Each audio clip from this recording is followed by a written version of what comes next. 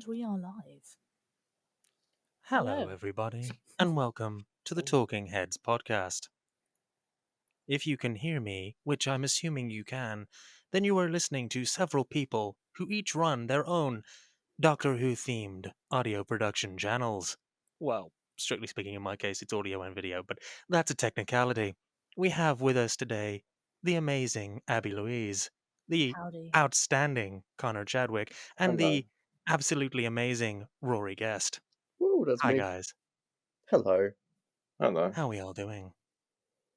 Pretty Yeah. good. Yeah, all good, yeah. So, for those of you who do not know, this podcast is about listening to people like us talk about things and or stuff. So, It's a very yeah. good way of putting it. I mean that Yeah. is basically that is basically what all of us do, isn't it? Things and or stuff. So, Yeah, Yeah, that's true. I got it myself. So yeah, so how's everyone's we're recording on a Tuesday. How's everyone's Tuesday gone? Interesting. It's been fun. Yeah. I've had a cold, so it's been a bit bedridden, but apart from that, yeah. I mean that that's fair. That's fair. I ended up filming. What did I end up filming? The Blair Witch Project, but with Doctor Who.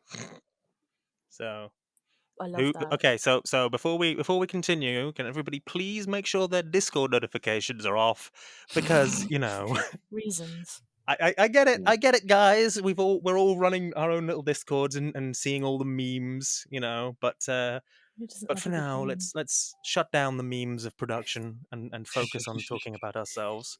So Oh, no. So, what is it you are what is this Blair thing? Is that like a Halloween special? yeah, so basically my wife and I went walking through a little like foresty area next to a road a few days ago, and she just started filming me while I was standing near a very big, very odd tree, which is like As you do. it's a tree in this forest area that has nothing surrounding it, like a bunch of dead leaves, but no like growth surrounding it. It's kind of weird and creepy. And it was even weirder and creepier today because somebody had apparently drawn a fucking spiral in the dead leaves surrounding it. So it's just like, oh, okay. So yeah, it's basically like a completely improvised 28-minute episode of Doctor Who starring me and my missus. Oh, Yeah. Sounds Completely great. improv as well. So it's like, okay, this is either gonna come out really fucking badly or really fucking brilliantly, and there is no in between. So yeah, no, it's fun. It's fun. Did you just film, or have you edited it as well? Oh no, it's filmed and currently WeTransferring itself, or Of it would be course. WeTransferring Oh. itself if it weren't for the fact that it's more than 2 gigabytes. So it's angry at me. So I'm gonna have to Google Docs it instead. Computer says no. Computer says no. Computer can go fuck itself. The piece of fucking shite. So yeah. So yeah, that's like because I've been editing. Oh god. I Next realize point. now that I'm doing a Halloween episode, like a fan film episode. So I'm actually gonna have to put that out at Halloween, and then for the sake of my own personal kind of weird OCD thing, I'm gonna actually have to release more episodes afterwards. Which means I have to actually pull my finger out and film some. It's just getting the motivation to go, but once you actually get started, it is like you go. It's just like, frustrating because like fan films are like difficult at the best of times, and I have like zero budget and a cast of me, my wife, and occasionally my children. And quite literally, the finished, completed episode that I've already finished editing because I recently had my hours temporarily reduced at work, but the fan film that I recently edited was basically me, my wife, and my 2 children, and some stock sound effects. So okay, sure, we'll go with that. So, but yeah, I'm not going to talk again for a little while because I want to let other people talk. So, yeah, Connor, you're Well, doing things and stuff. I'm always doing things. And Whether it stuff. And be- stuff. Don't forget stuff. Stuff is Don't- important. Yes, this is true. Things and stuff. So yeah, Indeed. so like the big thing for you on Overton, several big things. So you've just finished releasing a run of, now correct me if I'm wrong, it's a run of Devlin and a run of Mhm. Supers. And Oh, Yeah. fucking supers, man. yeah, and then the next thing that you're putting out there is Sorry, I volume. proper fangirl over supers. Oh, that's good. Well, like, if anybody, it's out after this, but if you go and listen to Rory's TT conversations that I did with him, we spend about 20 minutes Hey, just that's me. picking up supers. Yeah, Thank you very that much. did happen. That did happen. Yeah, and Supers is brilliant. You should be really Oh, proud thank of you. what you've done so far for Supers. Yeah, I made Yeah. that. I started making it, not this specific iteration, but I made it when I was 12. It was mainly based off of, they did a show in America called Heroes, which I Yeah. loved as a kid. I was obsessed with it because it had all those elements of, I think, because what made that show popular was the element of having of it being actually more like a soap opera type thing, but the powers were just also occurring. So it's like a mixture of a comic and like domestic at the same time. You had like very realistic storylines going on with people wanting to do more, do different things at work, etc. But with the backdrop of the powers, as a kid, you just copy what you like, and that's how I got into Doctor Who and I suppose Supers in this regard. But yeah, I made originally like 7 volumes of I suppose, Heroes fan films in about 2 years, and then with Overton Audios, I brought it back in 2018, still continuing on from the original films I've made, but just now mostly lost. And then it was only really recently that I just thought, well, I've got all the old clips still on the Overton Audios channel. How about just remake it, but make the story a little bit more interesting? Because when you look at, if you were to ever find any of the old ones, if I was ever able to, it would all just be me running around teleporting. It was really, there wasn't really much to it. It was just me running around as a 13 or 14-year-old.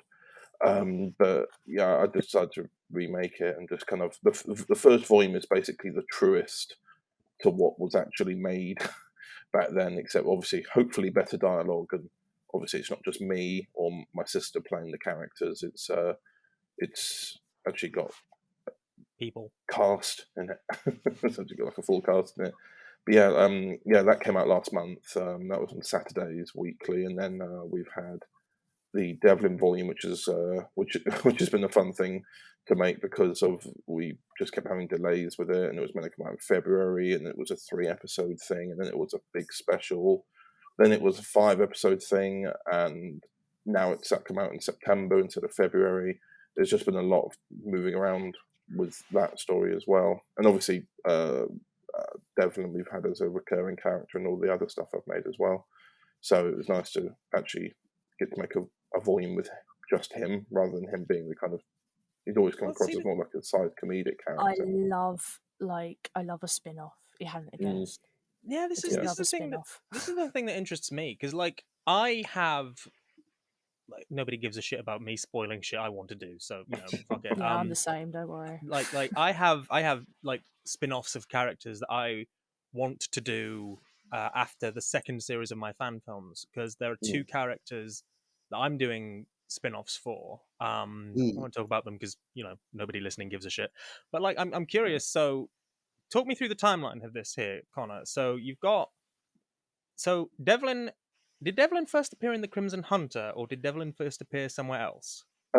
He first appeared in Doctor Who Uncharted Past, which was Dan's. the Irish Doctor, so Dan, his reign, and when Dan made it, this character was meant to be super serious, and he cast Luke, and Luke said, "Can I be a bit jokey with it, do some ad libbing?" And it was just it completely transformed what the character was meant to be, and Dan was obviously very very chuffed with it. He decided to write him into, because he appeared in the finale of the 3rd volume, and then at the beginning of the 4th and final volume of Uncharted Pass, he makes another cameo again there, just to kind of clear up, because it was a loose 2-parter across volumes. And then after that, we were working on the Crimson Hunter, which stars Chelsea Lagan as as basically my cravat doctor's companion, but it's actually about her life, and it's set between when in certain eras of her life, she was traveling with the Doctor, where she gets dropped off to quickly go and sort something out that happened in her personal life, or everything like that, because the twist with her character, spoilers, is that she's actually was at one point the greatest assassin in the universe, and there's lots of fallout from that, but there's also a lot of things that she does throughout that, and we thought there's going to be an element there where this will get too dark, and I just suggested to Dan, should we put Devlin in it, because Luke did a very good job with Uncharted Past in that, and I just feel like Chelsea playing this bloodthirsty assassin paired with Devlin would just. I do love the fact that Chelsea on our 2 channels plays completely different people. Yeah. Like, when you compare Molly to Julia, it's like I am an assassin, and then it's like, I'm just a wee mammy. Like, but that's the great thing about audio, though, is that, like, without wishing to, like, typecast people visually, I don't think anyone would look at Chelsea and think that the first thing they want to cast her as is the best assassin in the universe. I beg to differ. But, well, I mean, to be fair. But, like, this is the thing, though, is that audio allows for that sort of breadth of, I guess, casting people as really radically different things. But I'm curious. So, like, to keep harping on about this, because this is something that actually really interests me. So, what is it? So, again, talking me through the timeline here, the character of Julia Breslin started out in Doctor Who as a companion character before getting her spin-off. Devlin started out as a supporting character in Dan's series Uncharted Past, then a supporting character in Chelsea's series The Crimson Hunter, and then getting his own series. So is that something that you'd always planned, having these characters have spin-offs, or is that something that sort of naturally evolves from writing the character and then seeing the character brought to life? It was something that naturally evolved, because when Chelsea left the series and left as the companion, we've always said, like, me and Chelsea were very tearful about it, because we built such a great character, and the relationship that she had with Chelsea the Doctor crying never. Yeah. But, like, we were both, like, thinking, oh, we'll do something like, like a separate volume at some point where it's like new adventures but set in those times or whatever. And then I just sort of thought, well, we've actually, because the way that we introduced the whole element of her being an assassin was she actually was lying and faking her past and not telling anyone, and it all got found out, and everything as drama goes.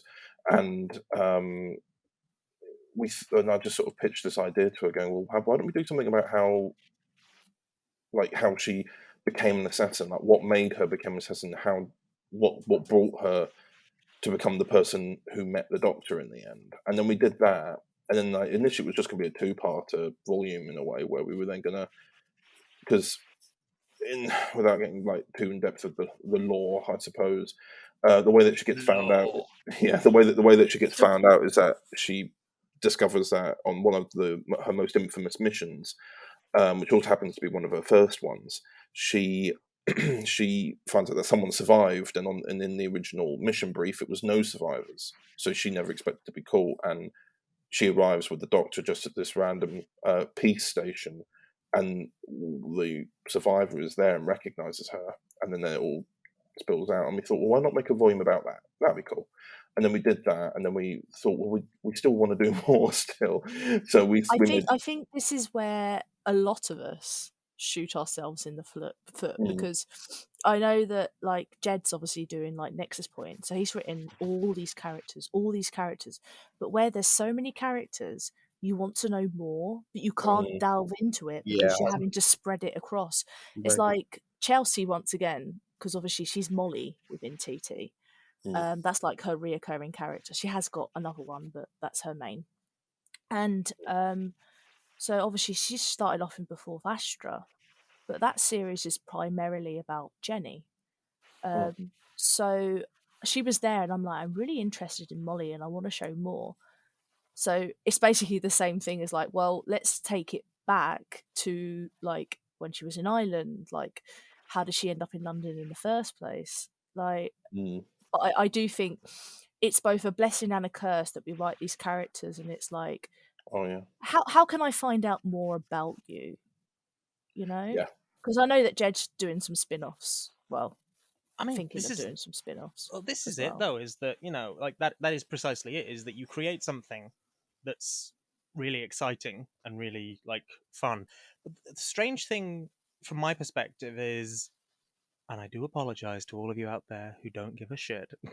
The strange thing about the stuff that I write is I think the thing that excites me about the characters is when they're brought to life.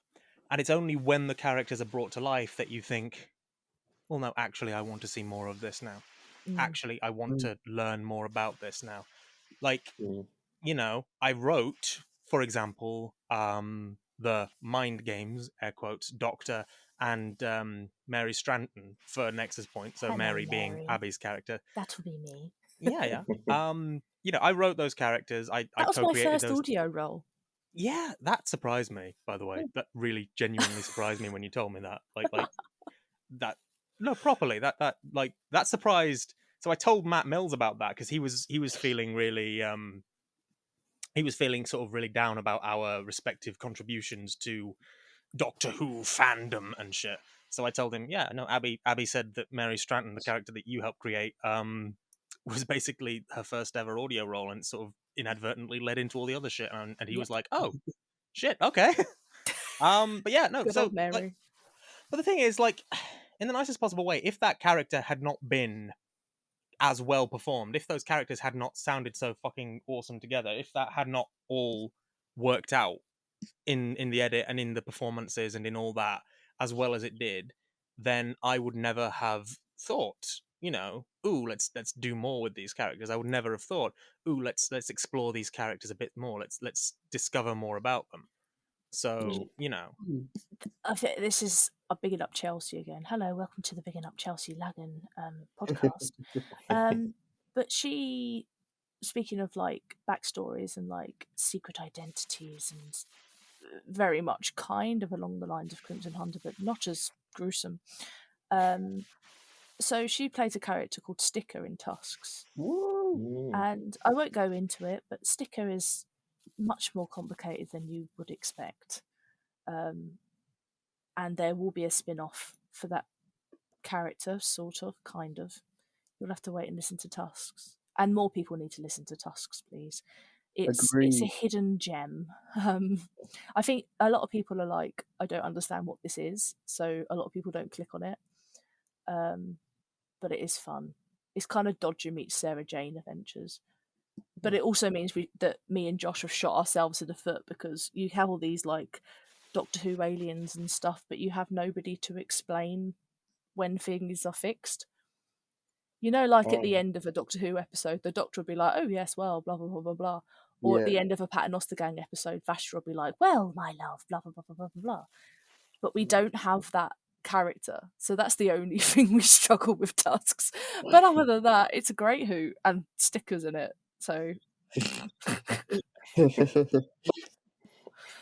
but yeah, I mean, yeah, we do love a this spin-off, is because that's a spin-off as well. Tusk is a spin-off of Before Vastra. Oh.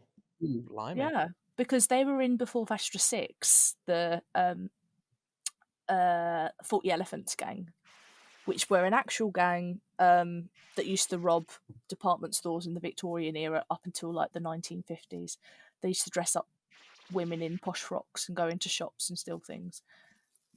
But yeah, they're in Before Vastra 6 because they recruit Jenny, which is why Nice. she can lockpick and pickpocket and all that stuff.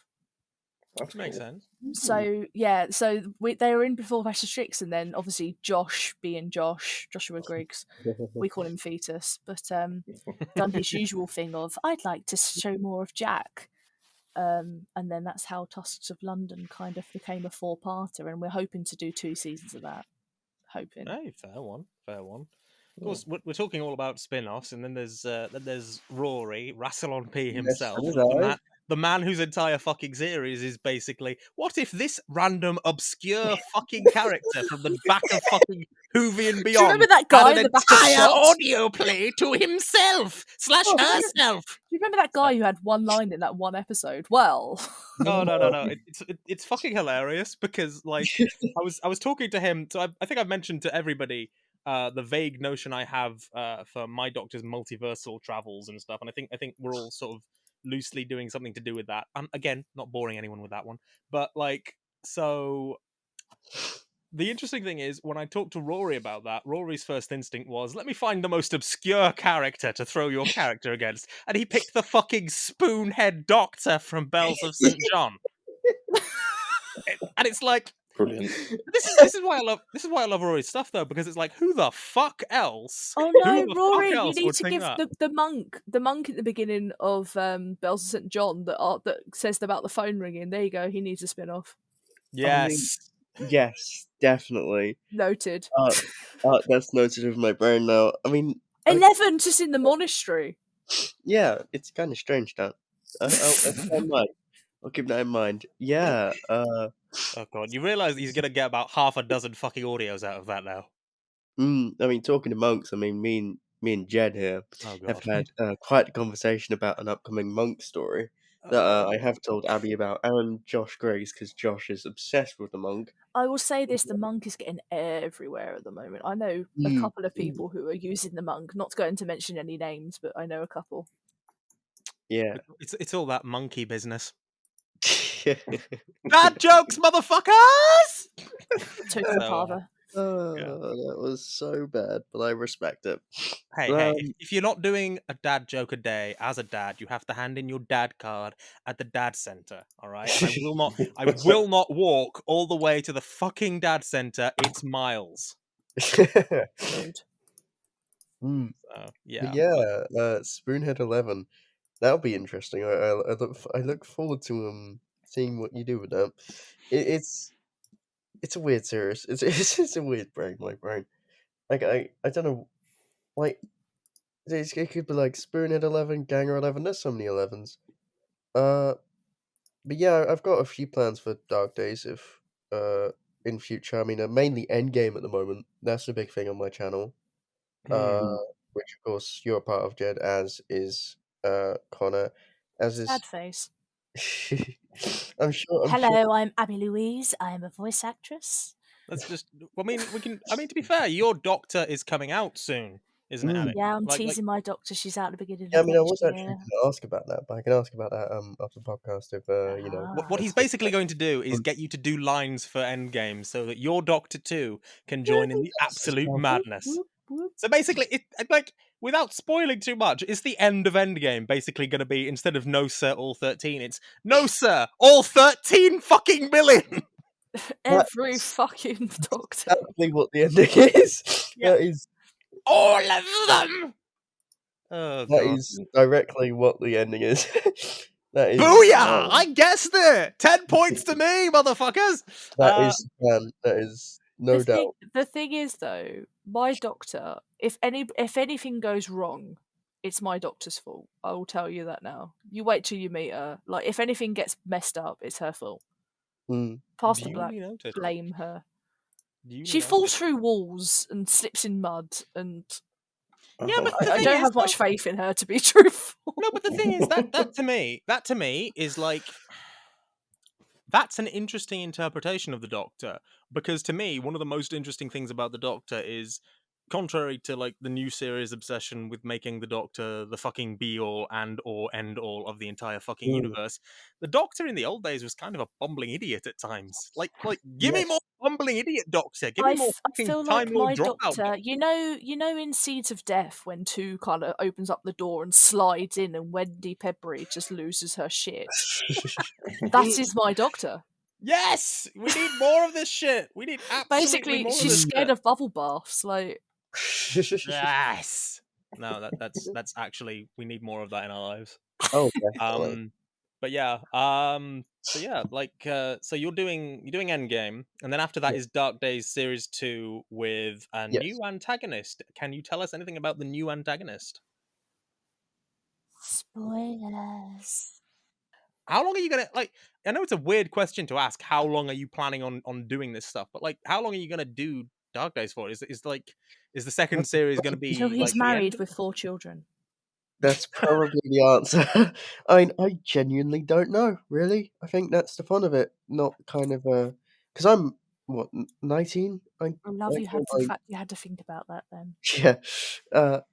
I really just don't know at this point in my life. I think it's still fun. It's still something that I want to do and creatively pursue. I was talking to Gary Russell the other day, and it was like, "Why do you do this?" And it's mainly for fun. I think the moment it stops being fun is the moment I'll do a Tegan and just leave. That's You know, fair. That's fair. yeah. I mean, Something I love doing. God, I'm not gonna lie. Like that, hearing that particular turn of phrase is interesting because there have been like a half dozen moments for me where doing fan content stopped being fun, but I sort of soldier on anyway because Yeah, I I want mean, to fucking Yeah, kill same. my doctor off. I kind of think has been the case like that sometimes for me, but I don't think it's been so. Like, I don't think there's been a moment where I have genuinely thought, no, this is it, this is over. I'm gonna stop Dark Days at least. this is where TT is a little bit different. Not so well. No, me and Overton's are we kind of have our own like spin-off original stuff as well as the Doctor Who things.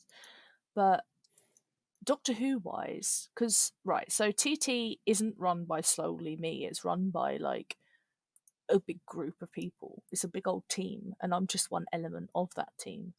And I tend to deal with more of the non-Who, and it tends to be James York, Matt Barrett, Ian Harris, Ben O'Neill, that Chambers. They tend to do the Who stuff. Who? Sorry. The Who. That was a Dickensian moment right there. There you go. But I realised the other day, because obviously I'm writing. There's a couple of writers on to do Dickensian, including myself, and obviously I'm writing her first story and her last story because she's quite short-lived. But I've not written Doctor Who since November last year, Oh wow. which was a Eighth Doctor and Charlie episode called Edge of Yesterday. Yes, So it's yes. been a while since I've actually written Who, so it's a shock to the system.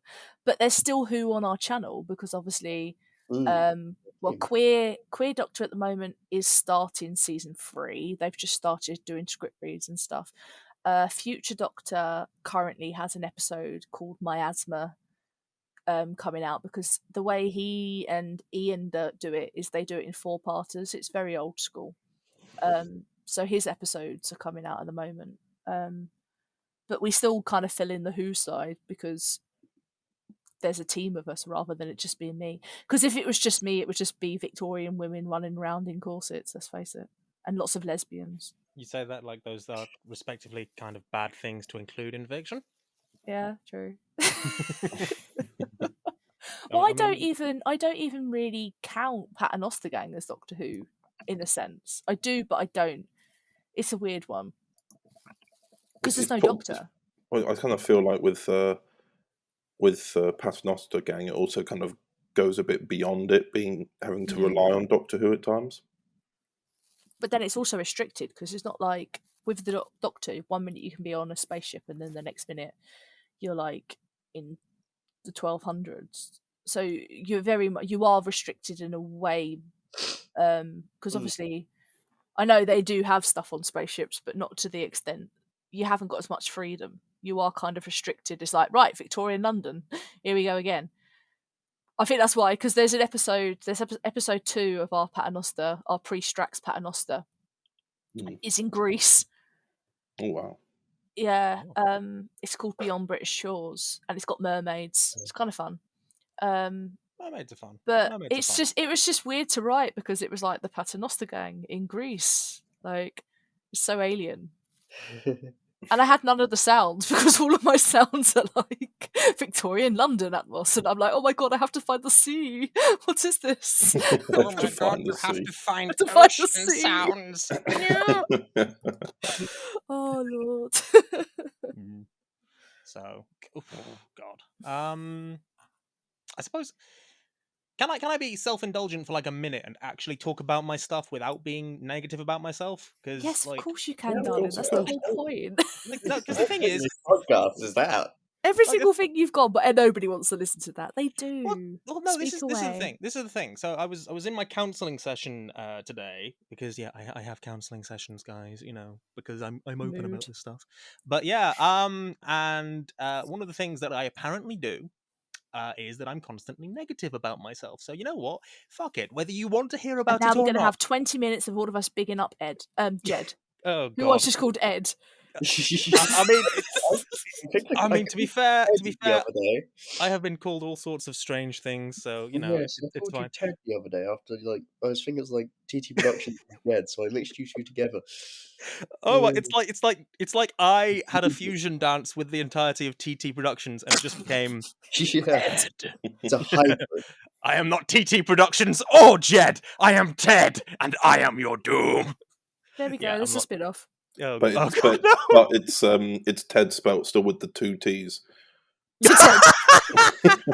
I am Ted. It's Ted with a spanner.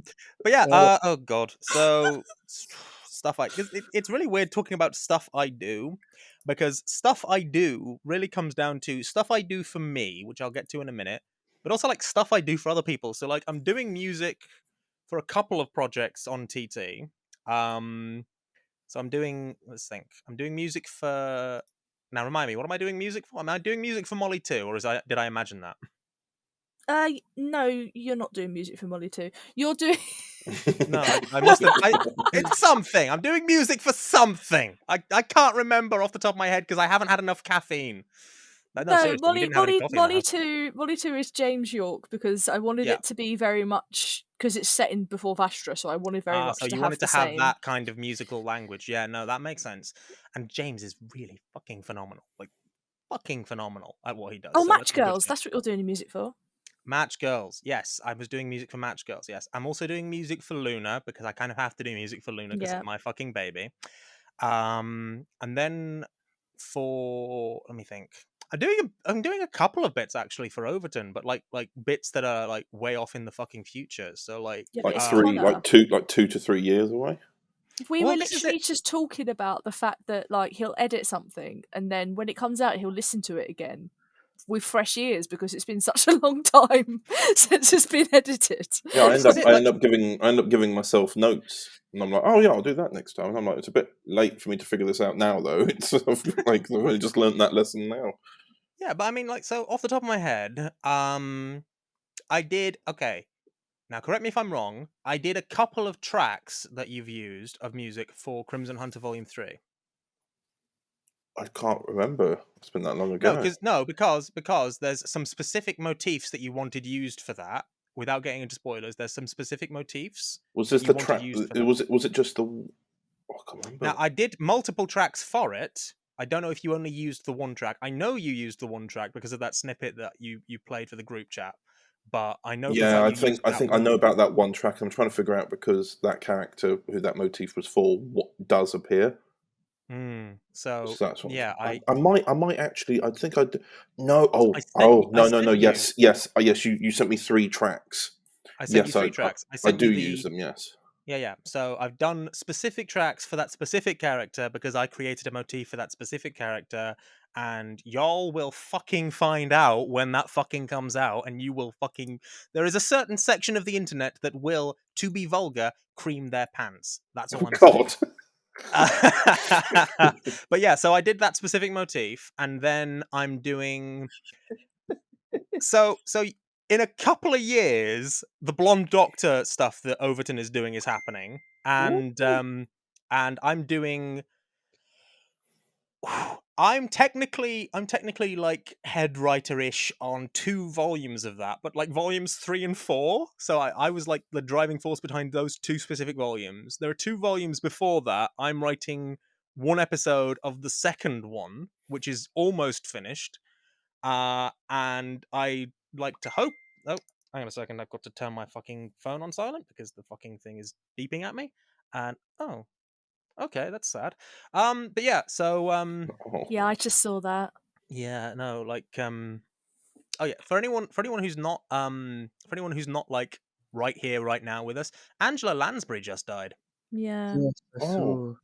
Yeah, Yeah, no, Chelsea just told me. I'm quite sad about that because I really genuinely like her. She was an amazing actor, but she was 96, so you know, Yeah, I was about to Yeah. say, she had good you know that. innings, bless her. Oh, she Yeah. did phenomenally well. But anyway, so yeah, I'm hopefully going to be able to do the music for the Blonde Doctor volumes as well because I'm a big fan of George, who isn't, and I did create. Technically speaking, I created the Blonde Doctor motif that I use for I'm stuff. going to ask you here and now, like Yeah, on a podcast, Jed. Would you yeah. like to do the music for Dickensian? Yes. I will note that down because you'll probably message me like, "Am I doing music for Dickensian?" I'll be like, "Yes, you are." Yeah, no, like for real though, I love doing music for people. I love doing music in general. I love doing Doctor Who themes, especially.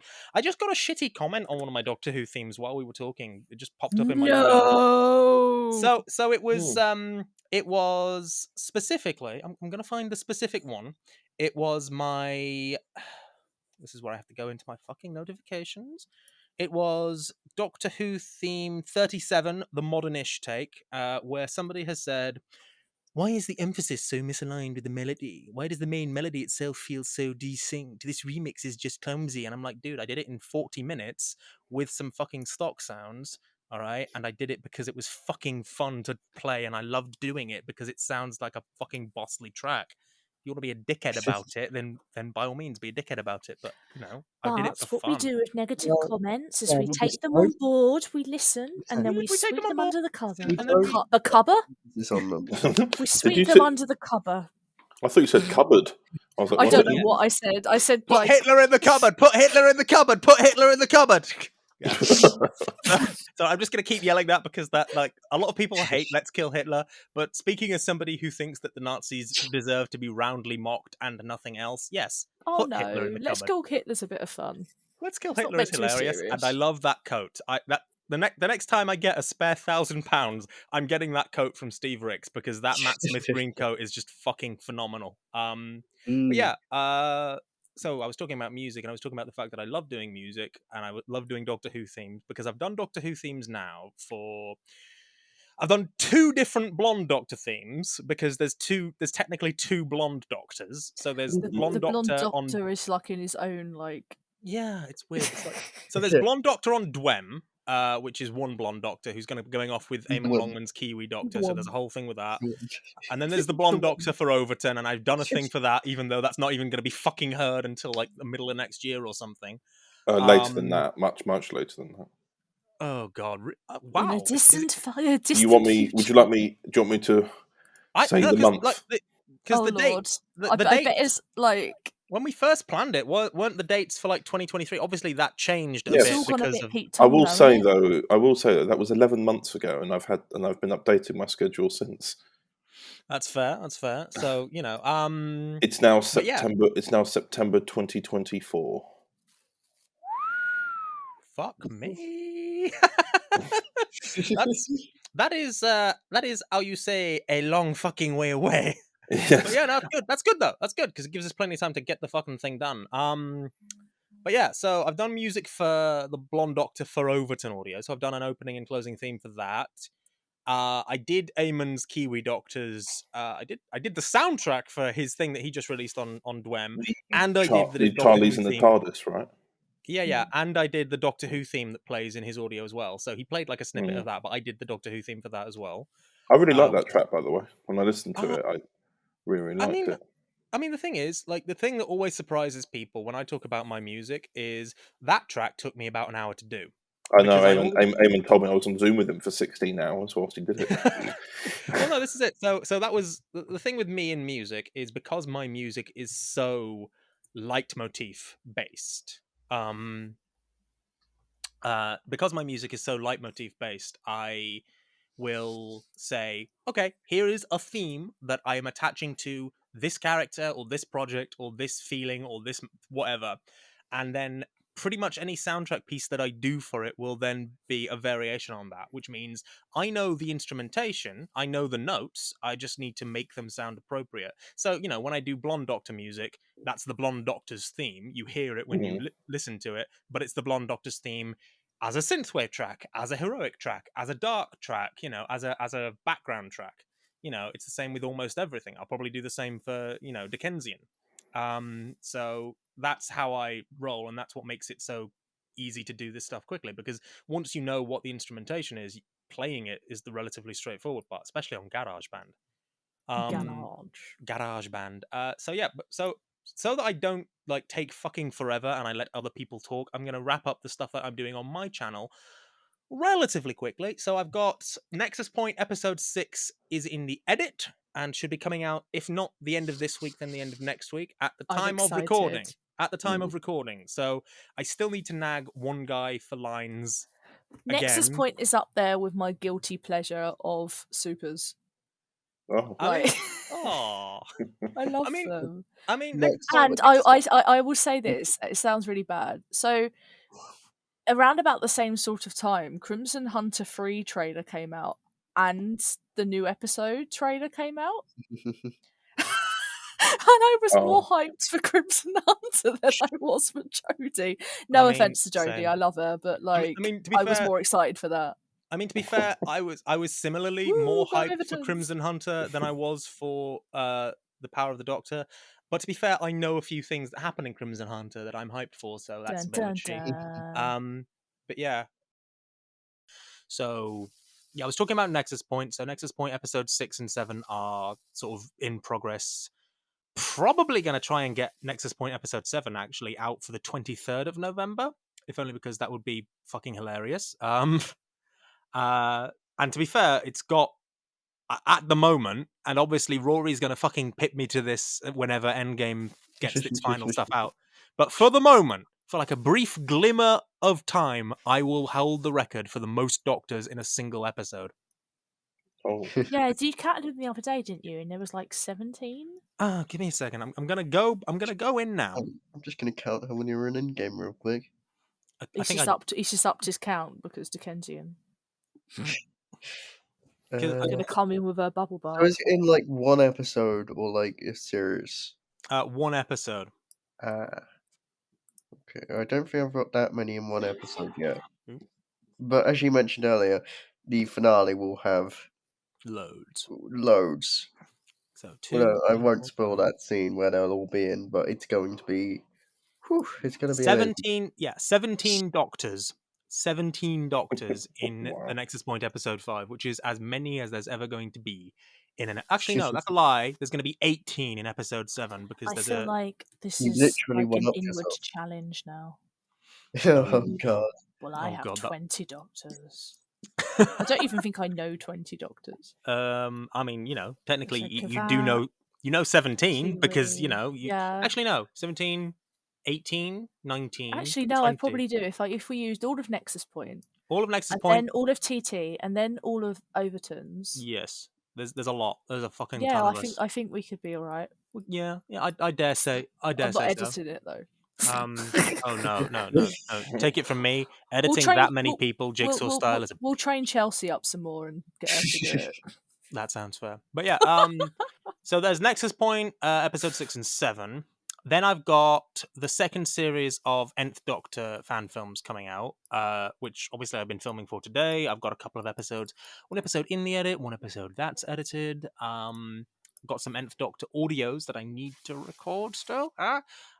Then there's 2 spin-offs that we're actually going to do off the back of Nth Doctor Series 2, which is... there's going to be one focusing on a character called the Dissident that my wife created for TikTok, who she wants to do a spin-off series with that character.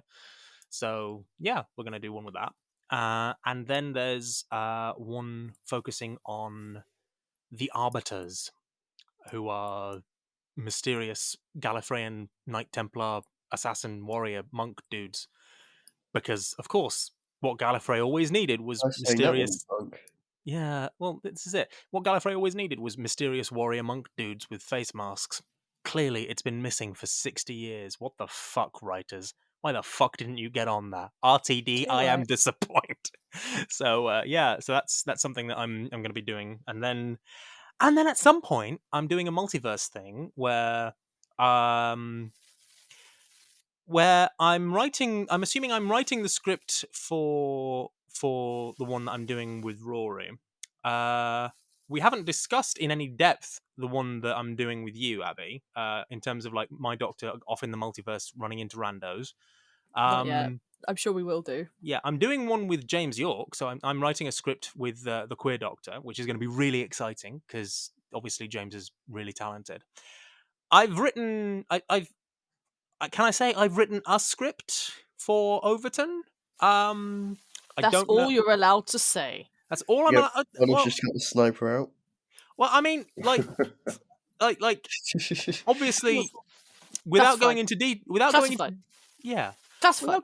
without going into Classified. details, without going into details. Classified. Connor, is there any chance in hell of that script actually happening? Classified. Which script? Stay tuned. Which what the one that you've been doing? The one recently? I wrote. The one I wrote. The one recently. what he wrote. The one that you've. Is this one you've been doing recently though? Stay tuned to Overton Audios to that might see be- the future of Jed writing. It might be out in 2024. That might be out in what, March 2025? I wasn't far off. But yeah, but no, like so my hope is to like work with a few more people. I'm tentatively working as well with Aidan's Burgundy Doctor and Dominic Greenwood Martin's Architect as well, but obviously that depends on like schedules and people and life. But that one's really interesting actually. Because like I'm gonna get to work with a bunch of different people, like fucking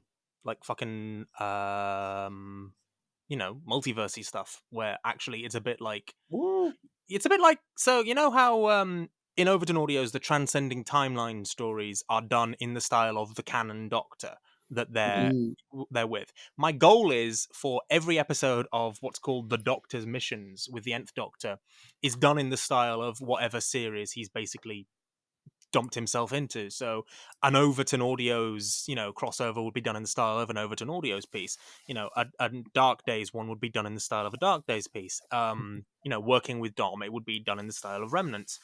I want to sort of, do that to sort of emphasize that it's really about a character point of emphasizing that my Doctor does not belong in those environments and it's an intrusion and it's all fucky, basically. So yeah, anyway, I'm gonna shut the fuck up now. So, what is the fun stuff that, other people are working on that they want to talk about? Well, other than like Well, not Doctor Who, my end. I've got Match Girls is getting worked on at the beginning of the year. That's fully cast now. Everybody is cast. I think there's only one person here who's in Match Girls, and that's Connor. Yep. And I'm also writing Reanimated, in which the other two are in Zombie Apocalypse in the 1840s. Jed's in that as a doctor, and Rory's in that as Chelsea's twin brother. oh, whoa. That's what I'm working on. So, and obviously Dickensian, but yeah. Neat. Should be really cool. That's how I kill a conversation, guys. Hello. You're not killing a conversation, but genuinely the stuff you do is really fucking cool. So, I think it's really great to, and the thing is, like, it's very easy to forget that Big Finish basically started out as fan audios that pushed themselves into original and licensed content. So, are we seeing the birth of a true competitor to Big Finish? I mean, with her 470 followers. Yeah. Yeah. So, what about you, Rory? So, what's the next thing that you're working on? Because I know you've got a few things. Yes. Like, I mean, I've been working on stuff. Yeah. I mean, I've got quite a few things coming out soon. I want to get an episode out for Halloween for a series I haven't told, like I haven't revealed too much, because I believe it to be the darkest, most political story I've ever written, and probably ever will write. It's called Doctor Who 456, and it goes proper dark. It's like I think I've showed most of you the opening for it, and it only gets darker from there. I really like to put a specific doctor through a ton of shit, and I don't know why. Because this doctor in particular has happy-go-lucky stories, and it's all lovey-dovey, but I put them through shit. I've got Endgame and all that coming out. I mean, we've discussed a bit about that, but there's plenty more plans to do with that, and I've been talking to James Sutton about a few plans in future. Mm.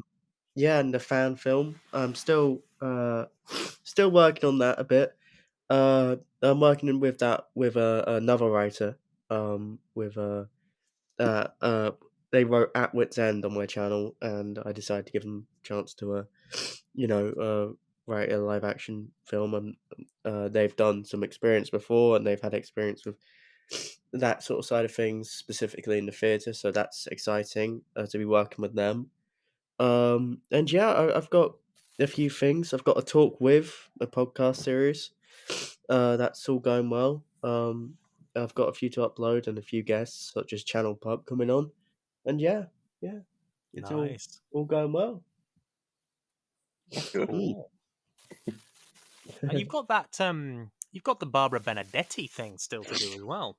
Yes, that'll be out soon. I yet to receive the lines for from Katie, but she's been incredibly busy, of course. Of It's course. perfectly understandable. Real life is always a priority when it comes to these fan projects. You've always got to respect people's, real life commitments and other commitments. But yeah, I look forward to getting that one out in particular because it's great. Creating a kind of tribute story towards someone who was brilliant, absolutely brilliant, and their doctor just I can't describe how much Barbara Benetti and her doctor are just Important, really, to the history of the fandom. exactly I mean, so very important. the thing that's sort of interesting to me, it always has been interesting to me, is we're talking about a Doctor who was the first actual live action female Doctor. Yes. Did incredibly with it, considering that she didn't have a fucking clue what Doctor Who was. And then, but the really kind of tragic thing is she died literally the month I was born. And it's like, oh wow. That's like, okay. So yeah, and the thing is, she deserves so much recognition for her doctor and her work, and so do everyone that worked on that film. And I sent an email about it because I didn't know Barbara had passed, and I sent the creator of the fan films an email asking to buy the DVDs because on their website they listed DVDs for it back in the day, or VHSs or DVDs, and of course they're not going to make DVDs anymore of it. It was fan films from what 30, 40 years ago, something like that. 30 years ago now, must have been. Christ. she Oh died no, wait, 31 years ago, so it would have been like nearly 40 now. yeah, blimey. But so and then I heard the news, and then I approached them saying, "Can I write a tribute sort of story? It's not heavy. It's not it's not a lore-filled story as Spoonhead 11th Doctor Terminator story. Yeah. But I think that's the thing with my channel is that I like to write diverse stories. A diverse sort of scope. One moment I could be writing for Spoonhead 11th Doctor, and the next I could be writing a very dark political story, like Doctor Who 456. Next, it could be a very almost parody story with either like Missy or Doctor Screw. It's a chance to have fun and just create a diverse, broad, like sort of I don't know how to describe it really. I mean, portfolio, would that be the right word? Or like just channel in general of just stories that I just feel like telling and stories that everyone else feels like telling because getting guest writers on is just as brilliant. if not more. I love working with guest writers. But yeah, that's all my plans for future, and the Baba Benedetti one, which is just called Legacy. Yeah. I'm glad I don't have to say that word. I don't think I could. Mm. I'm not even going to try. I'm the SFX makeup girl who can't say. Go on, Raz, say it. Prosthetics. Yeah. That's the one. Oh. Yeah, that's all my plans. Hopefully getting all that stuff out soon. The fan film and Endgame are kind of my priority at the moment. Endgame also includes the Benedetti tribute episode, but that's not really linked to anything else in that. It's at the end of the day, Endgame is this huge fucking catastrophe and an event, but it's also a celebration of fan films and fan audios and fan culture in general. And it can have stories that take place outside of the main event, yet they're a part of it because they're celebrating what it means to be a fan and what it means to be creative, and primarily the fan doctor aspect of it all. But yeah. No, absolutely. And then, of course, there's Connor Chadwick and the absolute fucking mad spreadsheet of stuff leading up at this point, I'm presuming, till the year 2327. Yeah. Love how he doesn't even deny it. Like, for Well, real, though. no, the immediate thought was that we've actually got stuff almost planned till 2027. Jesus fucking Christ. Not like, don't get me wrong, like we've not like what you might call locked in dates or anything past 2024. I was very lucky to, when I was talking about the Blonde Doctor content, one of the volumes was actually the second volume of something that's it's not going to end up happening now. So that left a space for Blonde. Otherwise, George would be waiting until 2025, which is Jesus Christ. which would be about par for the course at that point. So exactly, and so it is interesting though, because because there's going to be two different versions of that character as well. Like, it's going to be really interesting to see how that plays out. Well, that's the thing. We have, in fact, we've sat down as well, Jed, and talked about this with George and Eamon about they're the same. They're the relatively same character, but what's different about them in these different universes? Like, he looks the same and dresses almost the same. What's different? What's changed in his life? And we've had to kind of find a point where one story occurs for Dwem Blonde, as we call them, and another story happens at the exact same time. That changes course for Blonde completely in Overton, and that's been quite interesting because George loves the Blonde Doctor, and he's now getting a proper chance to actually have that content made as well.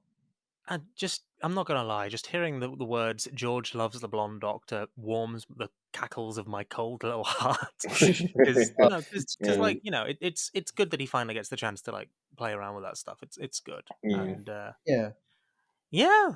think on that really positive bombshell. Unless anyone has anything like unless anyone has anything like really pressing to say or wants to make. I have to say this now. Yeah, unless somebody wants to end it with an Epstein didn't kill himself meme, which that's old school at this point. I think we've taken up everybody's time often enough. So thank you everybody on the internet so much for lending us your ears. We love you. We appreciate you. This is starting to turn into an ASMR. Oh my god! Good night. Remember to eat your green vegetables and have a good day. That's pretty much it. Yeah.